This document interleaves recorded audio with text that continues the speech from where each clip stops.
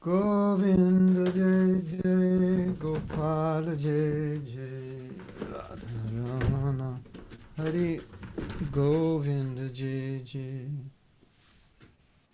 Govinda Jai Jai Gopala Jai Jai Radharamana Hari Govinda Jai Jai Hare Krishna Krishna Krishna Hare Hare Hare Rama Hare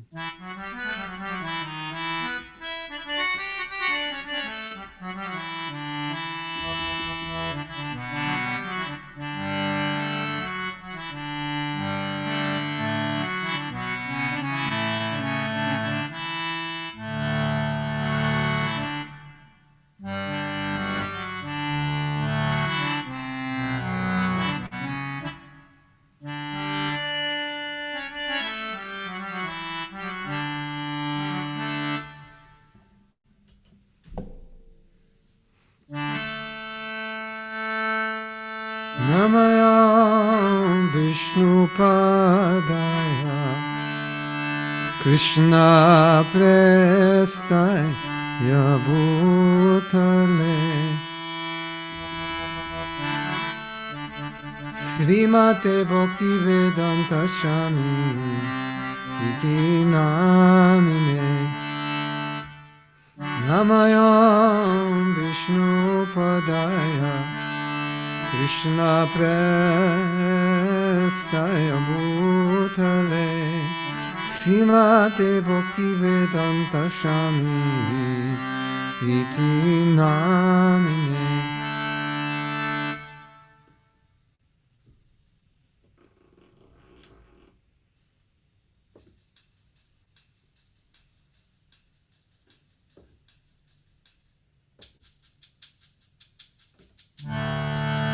Namaste Saraswati Deve Gauravani Pacharine Nirvises Shunyavadi Nastachadisa Tarine Sri Krishna Chaitanya Prabhu Nityananda Shri Advaita Gadadhar Srivasari Gaur Bhakta Vrinda Sri Krishna Chaitanya Prabhu Nityananda Shri Advaita Gadadhar Srivasari Gaur Bhakta Vrinda.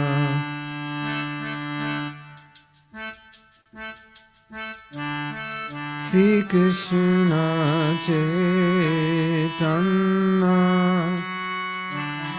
Prabhu Nityananda Shri Advaita Gadadhar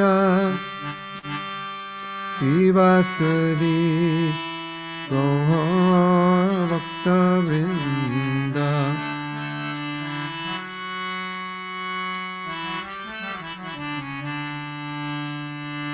Hare Krishna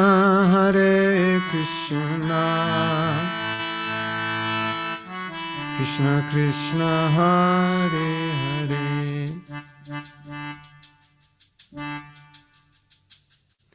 Hare Rama Hare Rama Rama Rama Hare Hare Hare Krishna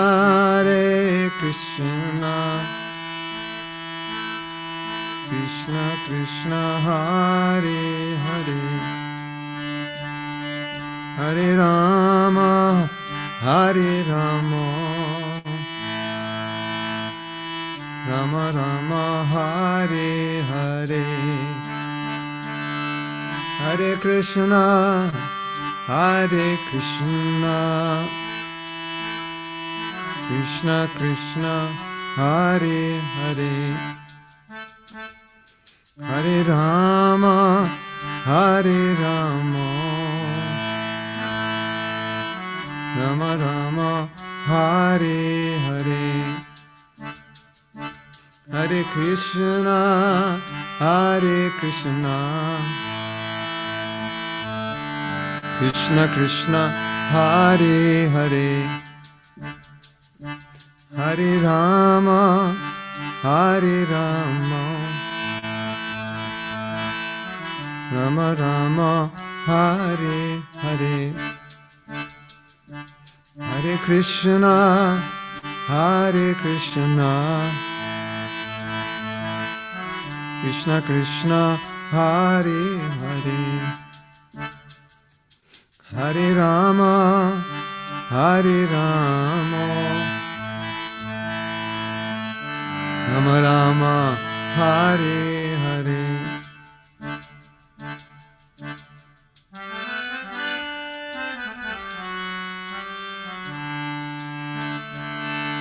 Hare Krishna, Hare Krishna, Krishna Krishna, Hare Hare, Hare Rama, Hare Rama, Rama Rama, Hare Hare, Hare Krishna, Hare Krishna, Krishna Krishna, Hare Hare, Hare Rama, Hare Rama, Rama Rama, Hare Hare. Jai Go Premanandi, Hari Hari Bo.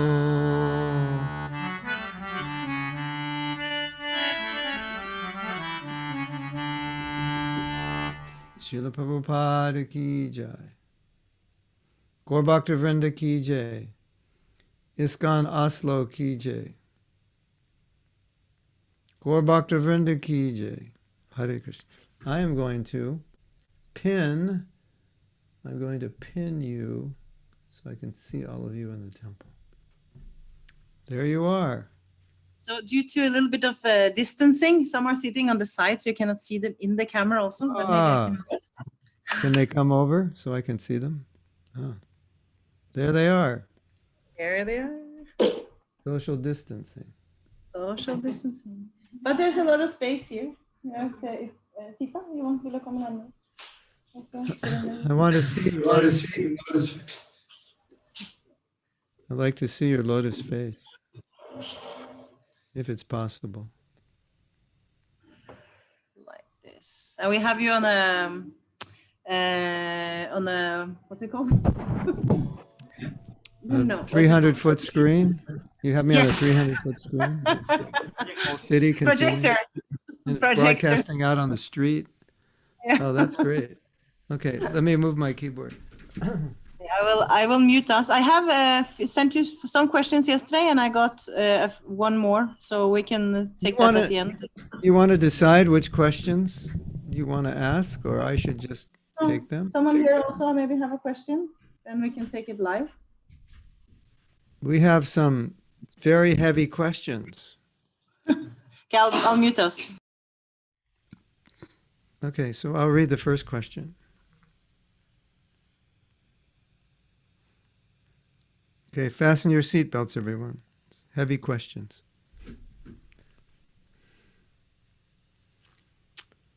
This question, number one, is about attachment. Every time we hear about attachment, we hear of attachment to husband and children. Why is not job also a part of the attachment? We could be proud to be a doctor, proud of any of our jobs, proud of one's position.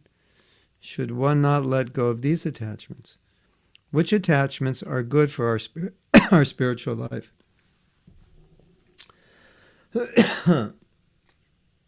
Well, we should be attached to the devotees. That's what the Bhagavatam says. That's a very good attachment to have. So attachment is not bad. It just depends what you're attached to. Everything in Krishna consciousness is meant to replace the attachment to material things. Because if you don't replace the attachment, how do you give it up? You can't, we're not just trying, okay, like today, let's say I say, okay, today's class, we're going to teach you how to give up attachment. So I would like you to not think of anything and not be attached to anything. All right. And the class is over. And my final wish to you is good luck. You'll never be able to do this. It's not possible. Right? So Krishna consciousness is when you become detached from anything, you're becoming detached because it no longer serves you, right? I mean, think of anything you let go of. Why did you let go of it? You don't need it. Correct? Correct? Yes? Otherwise, if you need it, or you don't need it or you don't like it, it has no purpose in your life. So when a devotee becomes detached, he's becoming detached from the aspect of that object which is no longer beneficial or useful for him. Not necessarily detached from that object or that person. Just like here, the example was given husband and children, or it can be wife and children. So what does that mean to not be attached to the husband or the wife? It means not attached to seeing them as your source of sense gratification. I'm going to get married, and my husband and wife will be my machine for sense gratification. Sometimes the husband is called the walking ATM. Just tap into him and money comes out, right? I'm going to get married, and he'll be the walking ATM. Or my wife is an instrument. The wife is an instrument for a man's sexual desire. So if we say detachment from husband and wife, we're saying detachment from your concept that you are the enjoyer. And you replace that with the concept that you're the servant. I am the servant. And so many people get married thinking, now, finally, I will enjoy life. I have a husband, I have a wife. And that ends up in a major disaster, right? Rather than a marriage, it becomes a disaster zone. Right? You do that in your country? They put up yellow tape to protect people, like if there's a hole or something. Do you do that? Yes? Yeah. So, if you enter, not only household life, but anything you enter thinking, I will enjoy this. This is the purpose. It's my enjoyment. It becomes a disaster zone. And so detachment means not that I don't have a wife or children, but I'm detached from thinking I am the enjoyer of the wife and children, right? So often Prabhupada said something which is quite heavy, but I will explain it. Or it sounds heavy, not really heavy. But he said, don't have children like cats and dogs. So what does that mean? Well, a dog meets another dog in the street, it's the right season, and they have children. And those children don't go to Gurukul. Dogs don't go to Gurukul. So they just live like dogs. That's normal. That's natural. But he's saying, don't raise children to live like animals, just for sense gratification. So they say, but I'm attached to my child. So Prabhupada would say, good, you're attached to your child. So now, because you're attached, do everything you can to help your child become a pure devotee. That's how you exhibit your attachment. And if you're attached to, My child will become the best doctor in Norway, and the best brain surgeon or heart surgeon, and my child will become, and that will make me feel so great and proud, and I'll be wealthy, and they'll be wealthy. And no, because a lot of, I don't know how to say this properly without offending anyone, but a lot of parents, they're so concerned with their children becoming materially successful that they neglect their spiritual. They minimize. I'm talking about parents who are practicing Krishna consciousness sometimes can emphasize the material side to such an extent that it minimizes the child's spiritual life. So that would be considered a material attachment to children. So yes, you should be attached to your husband or wife, attached to serving them, helping them become Krishna conscious, attached to your children, helping them become Krishna conscious. It's funny when we talk about attachment to husband and wife. It's like if you weren't attached, you wouldn't get married, right? So if you get married and you're not attached, it doesn't work. The wife says to the husband, "You haven't looked at me or spoken to me in the last 3 years." And he goes, "Yes, I'm very detached. I must be advancing in Krishna consciousness." Well, if you're so detached, you don't need to get married. So naturally, we get married because there's some attachment for living with the opposite sex, having children, and so forth. And if there wasn't, we wouldn't get married. And so complete detachment, if it goes to the point of becoming kind of dysfunctional in a sense, there's no relationship. That's not what we mean by detachment. So I think we can apply this to everything. When you talk about detachment, because there's other questions here about, okay, should I be detached from my position, my job? Well, if you're too detached from your job, the same thing. You'll just sit there and your boss says, "Why aren't you working?" You said, "Because I'm so detached. I'm detached from my job, so I'm just sitting here waiting for the paycheck, but I'm not working." No, that would obviously be foolish. What is your detachment? I'm not identified with this position. Oh, I'm a doctor, so I'm better than the garbage collector. I don't identify with my position. And then the money I use to live simply, and whatever extra, I can use that in Krishna's service. So it's the same thing. Detachment doesn't mean I don't do it, but it means I'm detached from enjoying that position. That's why in the Gita, Krishna keeps talking about giving up the fruits of your labor. He said you have to do things, but I'm the enjoyer, and that's the hard lesson that we're trying to learn. I hate to bear the bad news, but Krishna's the enjoyer, not us. You probably heard that before, right? Yeah, I remember hearing that somewhere, sometime. Yeah, but that's hard to remember, isn't it? That Krishna is the enjoyer. Because when we go out in life, who's the center of our life? When you go out in the world, who's the center? It's us. How we can be happy, right? Isn't it? What are you going to do after the feast today? You're going to go home and think, all right, what's next? What can I do to be happy? That's Krishna's position, the enjoyer. And so once we're in the mood of, okay, it's all for Krishna, his enjoyment, then we're okay. Everything's fine.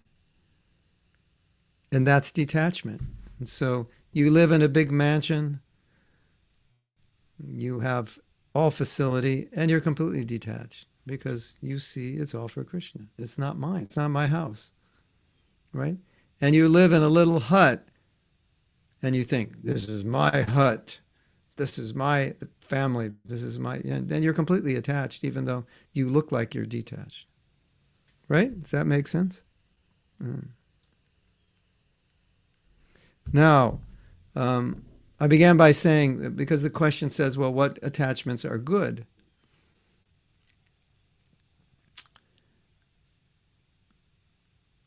No attachment is bad if the consequence is that it helps you or helps other people become Krishna conscious. Those are all the good attachments. But if we can be attached to chanting Hare Krishna, we can be attached to hearing Bhagavatam, if we can be attached to associating with devotees, we can be attached to visiting the Dham, become attached to the deities. These are very powerful. These attachments will detach us from all bad attachments. And in fact, the sign of our progress in spiritual life is we're becoming attached. More attached to devotees, more attached to the deities, more attached to the temple, more attached to chanting, more attached to hearing. You may remember this story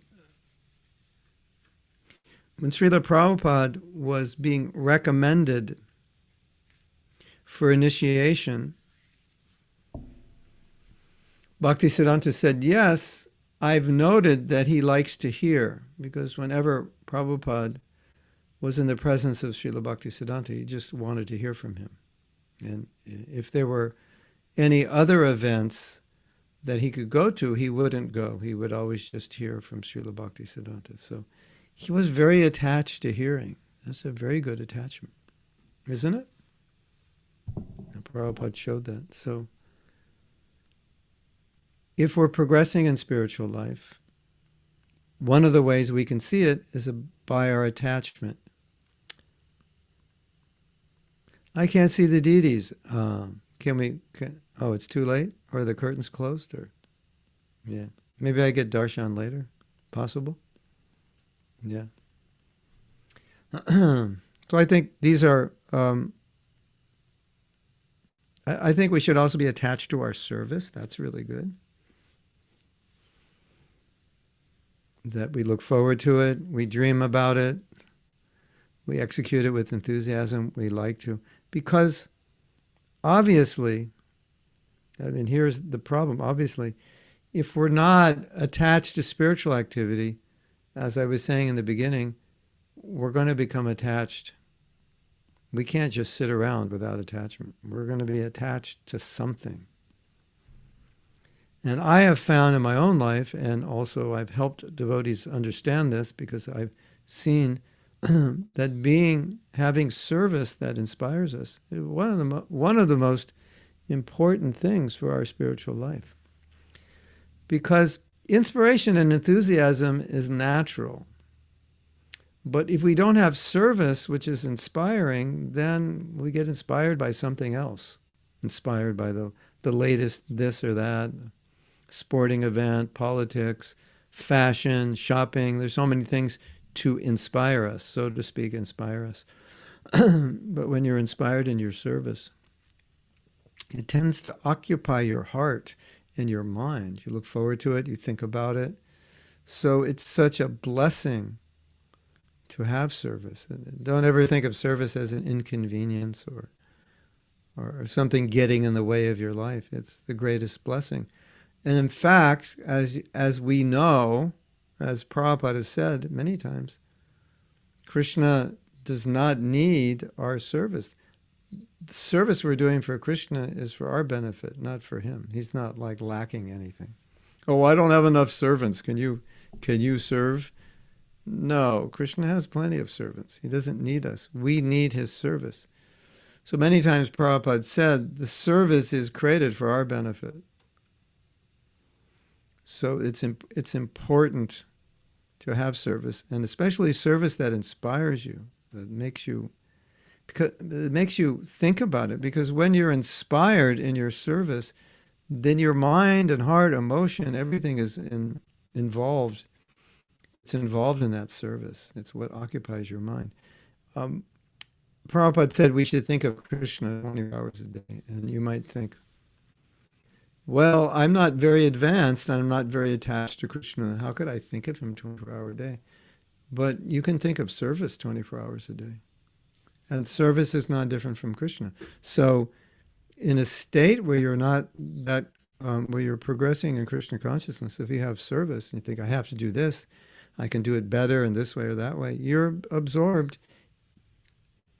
You may not say, well, I'm not thinking of Krishna exactly, but you're thinking of your service, and the service is transcendental, and so that keeps you transcendental. Just like deity worship, right? Does Krishna need us to install him on the altar? Does he need that? Like if we don't have deities, if we just have a picture, is Krishna going to be upset, discouraged, disturbed, sad? No. He doesn't need, and if we don't offer something that we should be offering for us, right? So when we install deities, who ultimately are we installing deities for? For Krishna or for us? Ultimately, it's for Krishna, right? Oh, I have a bad connection. Hold on. We might get slightly disconnected for a nanosecond.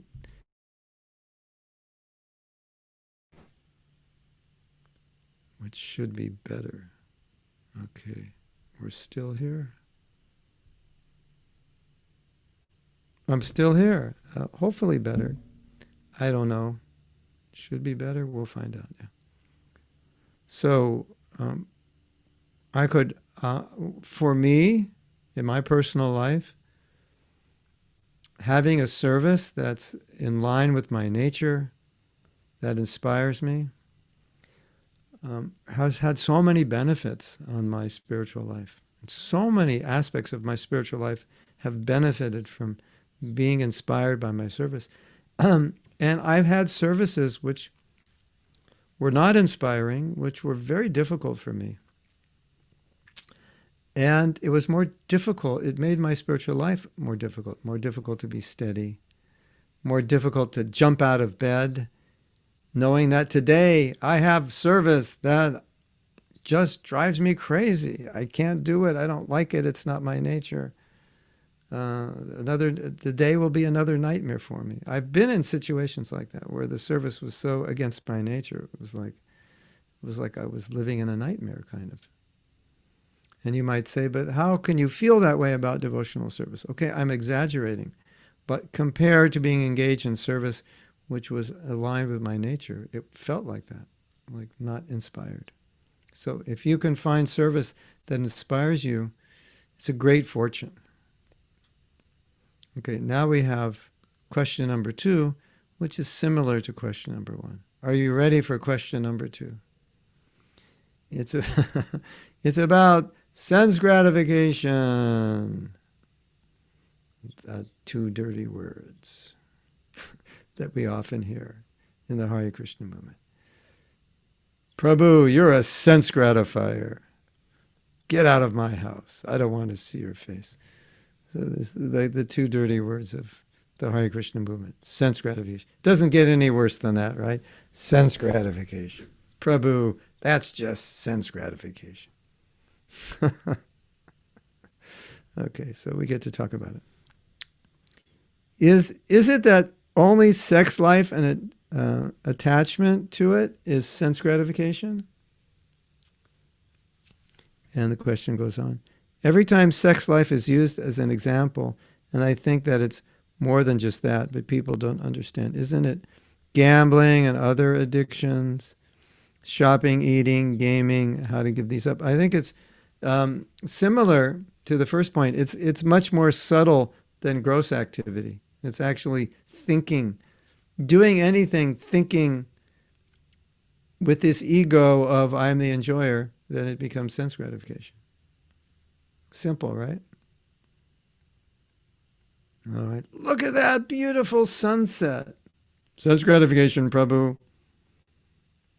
That sun is Krishna's eye. You should be thinking how I can serve Krishna. Smell that rose. Sense gratification, Prabhu. You should be thinking, get that rose for Krishna, offer to the deity. Right? Wow, look at that sweet rice. Oops, it wasn't offered. Oh, sense gratification. What? You have a question, Sanatani, or a comment, or Yeah. what? It's just yes. So we can enjoy after Krishna has enjoyed, like for example, when we offer prasadam, but then it also comes to a point when it's actually for our own senses, right? Because it's too much enjoyment. Depends how good the sweet rice is. As long as they put sugar instead of salt, yeah, that becomes a problem. You ever had sweet rice with salt? They thought the salt was sugar, and then nobody eats it. And this is, I think we can just go back to the original point to answer this question, that it's a mentality. Prasadam is delicious. And so there's different ways of taking it. And when you're taking prasadam, you think, oh, this is delicious. Krishna has enjoyed this. I'm very happy that we have offered this nice prasadam to Krishna. And now when I'm taking it and tasting it as delicious, I think, oh, this is very nice that Krishna has enjoyed this. Let me give you an example.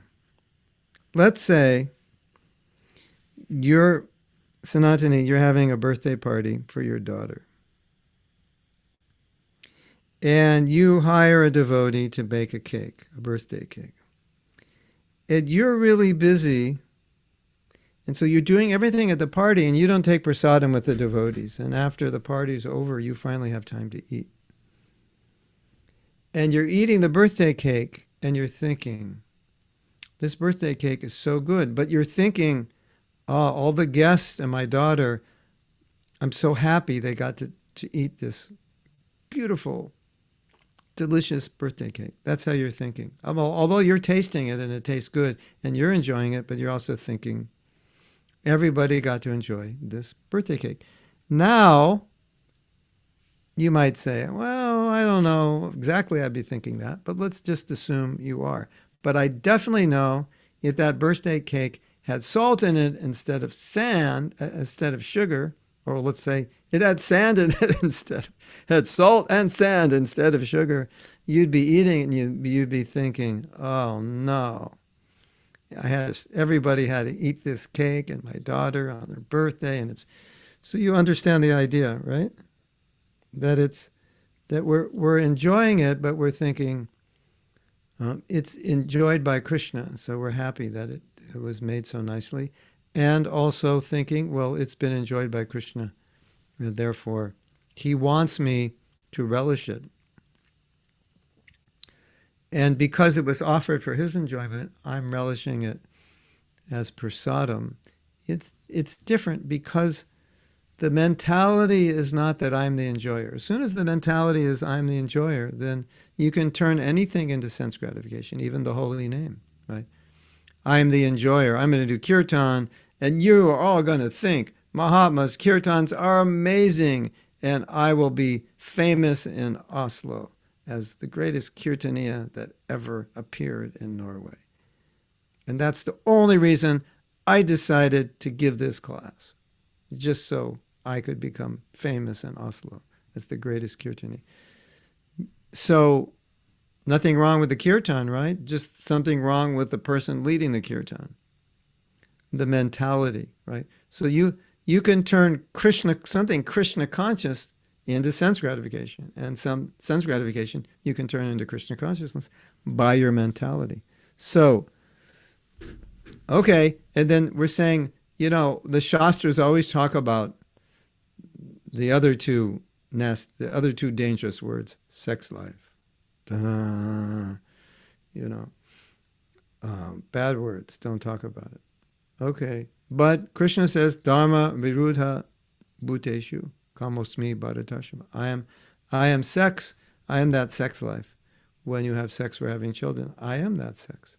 So here you go, the big entanglement, the number one attraction, the featured film of the material world, the sex life, and Krishna says, I am it, right?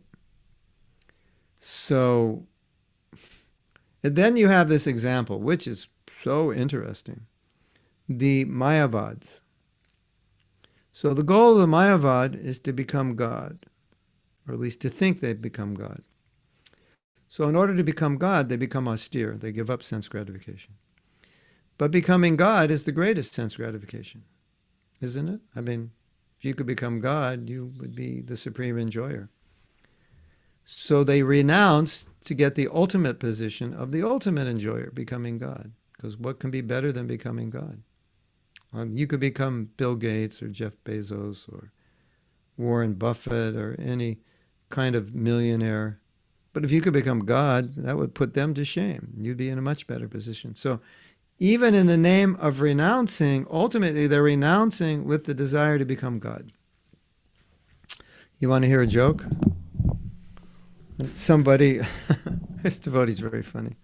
He took sannyas, and they said, "Why did you take sannyas?" He said, "Because I wanted to get a good wife." And he said, "Because once you take sannyas, all the women want to marry you." So it was a joke, but there may have been some truth in there, in the back of someone's mind, I'll take sannyas, I'll become attractive to the women. I'll become attractive to everybody. I'll take sannyas and, people will honor me. And so taking sannyas is very good. If one can do it, they should. But taking sannyas to get adoration, what to speak of attract women, not a good idea, I don't think. What do you think? I don't think so, yeah. So, okay, we voted against that.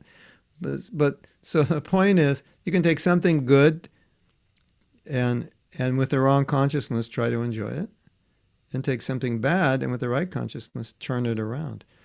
I just read something really interesting about Bhaktisiddhanta Saraswati Thakur because, as you know, he used a lot of things that were traditionally not used by sannyasis, like cars. They just walked barefoot. What to speak of a car, wearing shoes. Oh, that sannyasi's wearing shoes. He must be bogus. It was like that was the culture. Very strict. and there's pictures of him, and he's all dressed up like a gentleman. His beautiful coat and shoes, and in a car. And he said, "We should dress better than everybody else. We should have everything better than everyone else, because then they'll come and respect and hear us." Isn't that interesting? So he was taking things which were traditionally considered sense gratification, especially for a sannyasi, and using them and saying, we should use the best.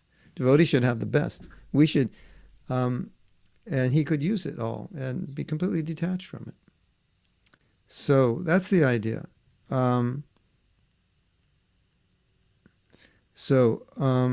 Isn't gambling, other addictions, shopping, eating, gaming, yeah. Anything can be sense gratification. How to give these up?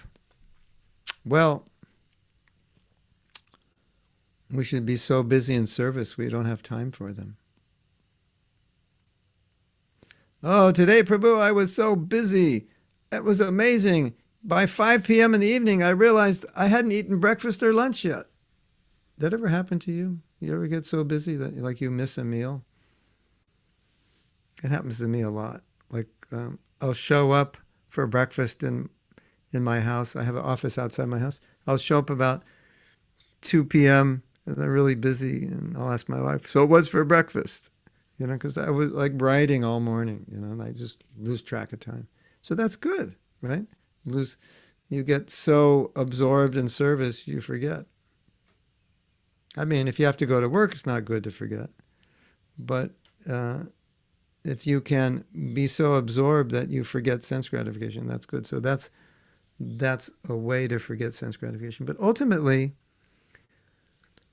it's because we're spiritually empty that we need sense gratification to fill us up, right? Because what else are you going to fill yourself up with? It's the material world. And as you become more rich in spiritual life, your desire for sense gratification decreases. Now, we have a problem. It's a huge problem. We have been programmed on the most subtle levels to think that happiness equals sense gratification. And when we have that program, whenever there's an opportunity for sense gratification, we go for it because we're psychologically programmed to think that equals happiness. Even if the intelligence knows that's not going to make me happy. Have you ever done that? And your intelligence is saying, You idiot, that's not going to make you happy while you're going after it. Right in the process of going after it, your mind is saying, this is not going to make you happy. Because, so you have two things. You have the knowledge that you've been given, and then you have the conditioning, the programming, that we grew up with, not only in this life, but every life. And so it's so deeply rooted, and we're looking at it and we're thinking, why am I thinking this is going to make me happy when I know it won't? It never has. And I know from Shastra also.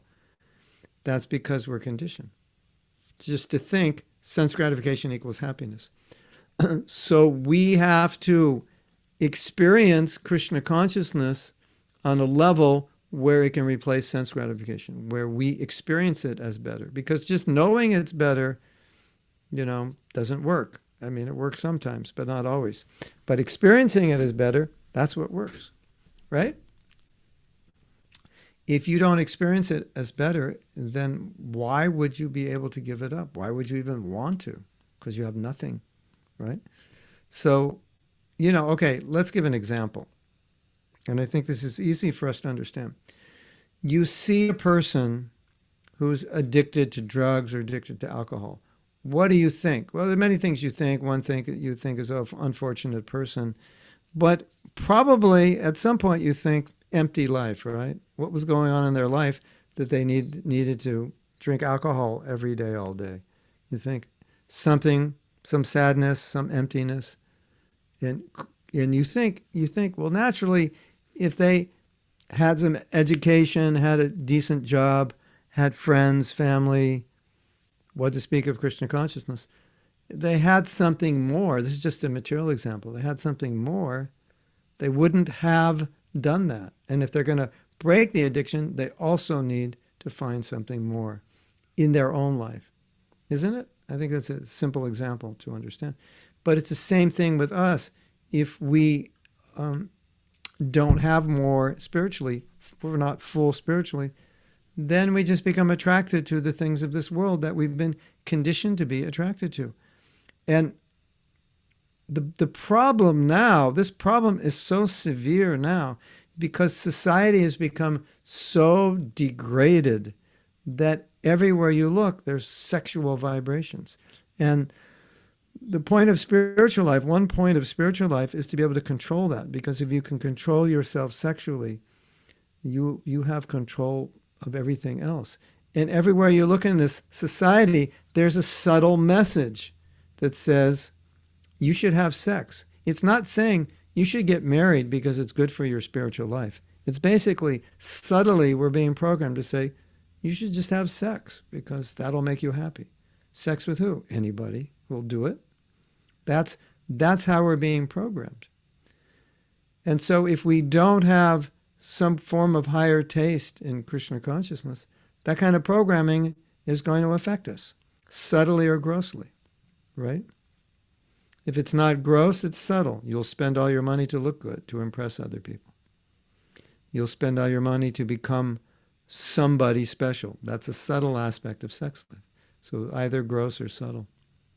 Become someone in society, live in a good neighborhood, have a high position, drive a nice car, impress. This is also part of, as Prabhupada said, that's part of the subtle sexual. So that is so strong in society, isn't it? Who are you? Where do you live? What label's on your shoe? What label's on your suit? What label's on your car? What year is it? What position do you have in the company? This is all subtle sex, and we're programmed for it, right? And we're programmed to impress the opposite sex. It's a really, really horrible environment. If we could create any environment we'd want, if we could create an environment conducive to spiritual life, we would basically create an environment which was the exact opposite of that, wouldn't we?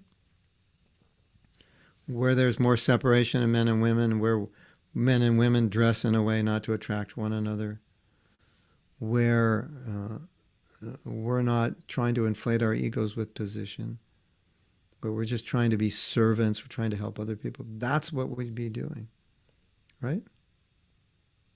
They have this term that's come up lately It's called objectification. Some of you may have heard this. So objectification means to look at a person like an object, not a person, but an object which you can enjoy. They're just objects for my enjoyment. How many of you have heard that word? You raise your hand if you've heard it before. Okay, so yeah, I guess the world's interesting, right? We kind of have one culture now, right, due to the internet. So this is the programming that young boys get growing up. They're not programmed to see women as mother. They don't go to Gurukul and learn austerity. They don't learn to take care of themselves in school. They don't learn to be responsible in school. They don't learn sense control. But by the time they're about 11, they learn that women are objects of their sexual desire. Isn't it? 11, 12, 13. That's how they grow up. So, and the women might say, well, that's the men. We don't think that way. But the problem is because the men judge you by how you look, now you're concerned how you look, and you're thinking, if I don't look sexy, I won't get a man. My girlfriend will get the guy instead of me. So because the men are demanding women to be sexy, then the women become sexy. Then the whole environment is just saturated with that consciousness, which is the exact opposite of what you create in a real human culture, right? Because look at Vedic culture. What happens to the boys? When they're 5, they become brahmacharis. And what are the girls trained in? Chastity. You're going to have one husband and you're going to have no boyfriends. That's what they learn. And the boy, you're not even going to think about a girl for the next 20 years. You're just going to get trained. And then if you want to get married, you will. Once. Completely different culture, right? Now look at culture now. It's destructive. So that's what we're up against. And all the more reason to go more deeply into our Krishna consciousness, because the environment is so hostile. And because the environment is so hostile, if we're not careful, we get pushed around by that environment. I mean, that's the beauty of studying Vedic culture. You might, sometimes you study it in the Bhagavatam and you're thinking, this isn't relevant. We can't do this today. But the beauty of studying it is just to see this is how human beings lived and how much better it is. And then that, by comparison, you can see how off modern society is, how off the mark it is.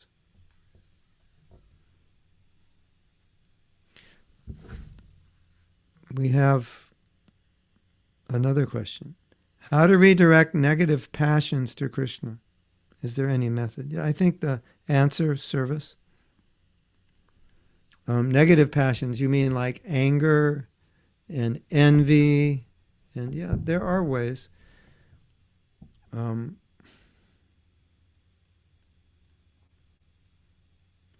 Sometimes you see in great devotees who are very compassionate, sometimes you see them angry, or you see them making statements which appear to be hurtful statements, or even racist statements. And you're thinking, I don't understand. Here's a sadhu, full of compassion, full of kindness, tolerance. Now he's saying something. We just heard he was saying something heavy. We heard a story yesterday. This Bhaktisiddhanta was just walking somewhere, and he was heard. There was some program. He was walking by some program, and he heard a speaker speaking Mayavad, and he got so upset he walked on stage and slapped him in the face. And he said, "It is not all one. I'm slapping you, and it hurts, and it doesn't hurt me. We are not one." He was so angry. And there are other stories like that, where he become so angry because people were preaching that Krishna and the living entity are one. So the point of negative emotions used in Krishna's consciousness, I wouldn't call those, externally you could call those negative emotions, but what's generating that emotion?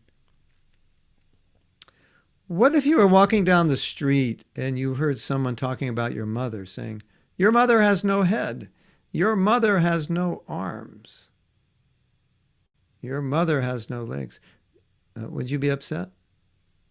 I think so. If you love your mother, you'd be upset. And if you weren't upset, we would think something's wrong with you. Somebody's saying these things about your mother and you're just being shanti, shanti, don't get upset, be tolerant. No, we would think something's wrong with you. I read a story this morning that similar thing happened. Someone was speaking Mayavad, and he just went up to him, and or was at a program or something, and he was just shaking him, screaming at him, because his Krishna is being offended, and he can't tolerate it. So that anger is generated from his love. So any emotion, even if it appears so-called negative, generated from love of Krishna, obviously it's not negative. And so any emotion you have, which you can use in Krishna's service, good. And if you can't use it, then it is negative. And if you can, it's positive. Right? We're out in Harinam, and some drunk guy is like grabbing a woman, and then Ananta goes up and just grabs the guy, pushes him away, and in his face, and says, you do that again, you're going to be in trouble, right?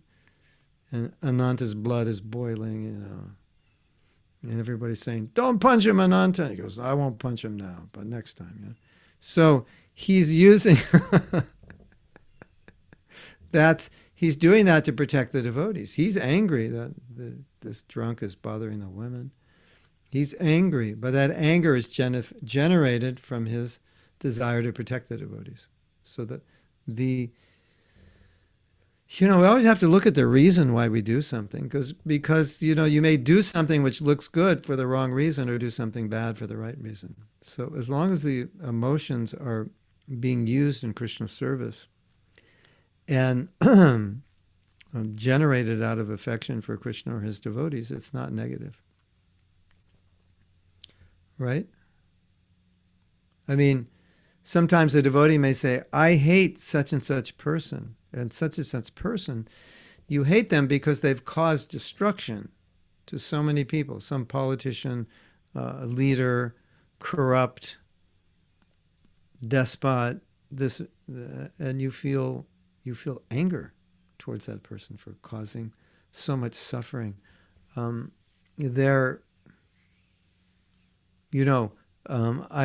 did a program on pornography. I found out that about 30% of the internet is pornography.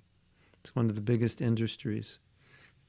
And if you get into it, you start learning about the prostitution industry, and then childhood prostitution exists, and what they call sexual slavery. They lure women in, offer them a so-called better life. And it makes you angry when you see this, how women are being exploited, what to speak of children. It makes your blood boil. It makes you want to feel like, if I could meet those guys, I would just like to tie them to a telephone pole so they can't do any more damage.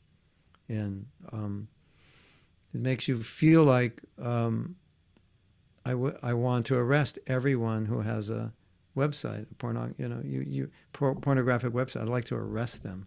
Like to see them in jail for the rest of their life, because they're destroying so many people. So we become angry.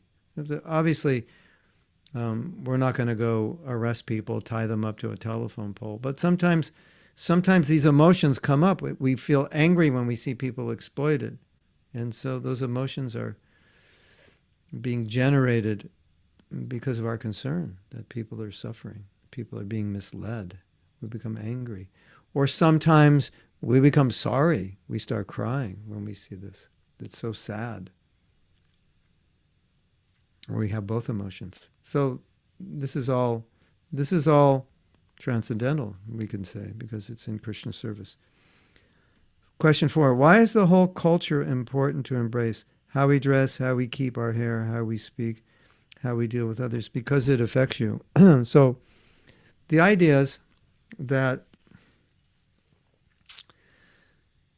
you want to create an environment in your life which supports your spiritual life. And when we talk about culture, let's, instead of talking about Indian culture and Vedic culture per se, in a more philosophical sense, we're talking about a culture which is keeping us in Sattva Gun, at least in Sattva Gun. Sattva Gun is the next door neighbor to the spiritual world.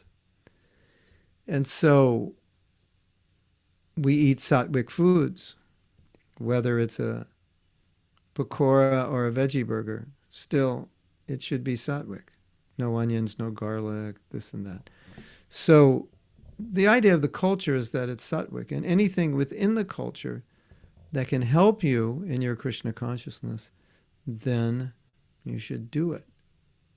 And if it doesn't help, why do it? And we're not attached to culture per se, but we're attached to doing things which will help us become Krishna conscious, right? So you can dress anyway and be a devotee. You can live in so many ways, but you want to dress and live and eat and interact in ways which will help you. And we have some principles of etiquette, principles of culture that help us be more sattvic. How we deal with one another, things we do. You know, a lot of the rituals we do are just meant to calm us down. Did you know that? Like, sometimes you could do something, but first you take Achman. Well, that's like, why do I have to take Achman? Why can't I just, well, you can take Achman before you chant Gayatri. It'll take you 20 seconds, but it'll purify you with this mantra water that you put in your hand. You chant a mantra, you drink it, it'll purify you, it'll calm you, it'll slow you down. So a lot of rituals, they just slow you down a lot. Keep you in Sattva Guna. So that's the idea. And as far as dress, the idea of dress is that we should dress in a way that doesn't entice the opposite sex. And so if you look at modern fashion, it's very... when a girl dresses up, even a young girl, even a child, will say, oh, you look very sexy in that outfit, as if looking sexy is good. But, she's 8 years old and we're telling her she looks sexy. Like, what crazy thing would you want to tell her? Why? You have to be crazy. It's a crazy thing to tell a girl, isn't it? And what does the word sexy mean? It means that if you dress this way, when men see you, they will think of having sex with you. That's what it means. I'm sorry to be so blunt, but dressing sexy means when men look at you, they think, oh, it would be nice to have sex with you. You want men to think that about you? I hope not. But many girls do, because that's the culture. So our culture is dress in a way that when men see you or women see you, they think of Krishna instead of sex. Is that too much to ask? Right? So you dress in a way, loose-fitting clothes. We don't really notice your body. So now when we see you, we think, oh, mother or devotee. Right? And, we don't come to, the men, don't come to the temple with tight T-shirts so they can show their muscles off to all the ladies because they've just been working out the last month, Or worse, in the summer, no shirt, just big muscles. And, it's just a disturbance, isn't it? It's funny. I was just thinking about it. And once a devotee painted a picture of Krishna and he was kind of muscular. And Prabhupada said, no, that's your meat-eater's body. Krishna's body is soft. That's your meat-eater's muscular body. So all these guys with these big muscles, that's like, in India, the people who have the big muscles are the laborers because they're lifting heavy weights all the time. So they actually have big muscles. It's not actually considered attractive. Funny, isn't it? And now in our culture, big muscles, it's funny. The laborers, they have the big muscles. They're lifting all day. Anyway, that's all the questions we have. Do you want to ask more, Sanatani? Or you? Or Well, someone we don't have so much time, but is there anyone here who has a question? I have one, there was a very, like a yes or no answer question also, which is, after we take in the human form, can we go back to being an animal? You can go back to anything you want. I was in Prabhupada's garden, and Prabhupada, he would take his walks by the beach in California and Hawaii. So Prabhupada, especially I think in Hawaii, would see people surfing. You know, they'd have to explain this is what they're doing. And Prabhupada could see how attached the surfers were to the ocean and enjoying. He could see that they were enjoying. And he said that they're going to take birth as fish because they're attached to the ocean. So, you know, some people like to fly, you know. Why? You know that apparatus, you jump off a mountain and you have these wings, I don't know what they call it, and you can fly, you know. Why bother, you know? And you go skin diving, why bother with the tank, you know, it's so much trouble. Just get a body that can live in the water, or get a body that can fly, right? Or, you know, you want to have sex many times a day. Well, don't, as a human, it's, you know, you'll kill yourself. Get a body of an animal that can do that. So yeah, whatever you want, you can get. Not that you can get, whatever you want, you will get. So that's a caution. Be careful what you desire, because you will get it. Okay, we have Now a question. we have another one other, just a sequel to Okay. that. You may have heard this before, but Prabhupada said if you live in the holy Dham and you commit sin, you'll take your next birth as a hog. Because as a hog, you can do the same thing as a hog that you did as a human, but as a hog, it's not considered sinful. But as a human, it is. So all those things, those sinful things you did as a human, you can do as a hog now. And then as a hog, you'll be lying on the ground in Vrindavan. So basically, you'll be in touch with the dust of Vrindavan, and you'll get purified. So even a devotee can become, you know, Maharaj Bharat. He became a deer, so, you know, I would just say be careful. Don't get too Okay. attached to your dog. Be careful. 'Cause you don't want to think of your dog at the time of death. You'll end up like Maharaj Bharat. Yes, we have another question. Yes, Ananta Prabhu has a question. Should I come there? Yeah, you can come. Ananta Das. Hare Krishna. Well, it's a little controversial, but it makes me think, because I have a style I have, and I'm a little bit in the labels and like that. But then also Srila Prabhupada said either dhoti or suit. Uh-huh. But my question goes in another direction. We see kirtan leaders, we see even Prabhupada disciples, and you know, big leaders in our society. And it's about, I would say, I'm a little marked because like 2-3 weeks ago, I just spoke with my daughter and she said, "Oh, mommy got a new tattoo. Daddy, do you like tattoos?" And I said, "Oh, I don't like them." And I mean, it's okay. Some people like them and like that. But then after hearing the philosophy, because Bhaktivedanta Purna Swami said once that we become vegans because the Karmins, they are vegans. We get the tattoos or the muscles because Karmins, they do like. So it's a kind of a trend, like ISKCON is turning the eyes towards. Yeah. And then we see that after hearing the philosophy, still people getting more tattoos or more muscles or more labels. Like, can you just cover this concept a little bit? Thank you. Well, indirectly, I think Bhaktivedanta Swami's point is good, that Prabhupada wrote me a letter and he said we shouldn't do anything, we shouldn't try to do things in which we would be adapting the culture of the Western people, but rather we shouldn't be doing anything to please them. Like compromising to please. That's what he said. We shouldn't compromise our standard to please them, right? So I think that's a good place to start this answer. Don't compromise our standard to please people. So then the question would be, why? What's the purpose of doing anything, right? And so, well, then a devotee will say, well, it says in Shastra you should tattoo the names of Krishna and the Sri Sampradaya. You get tattooed at initiation, and you should write the name Krishna on your forehead and body and so forth.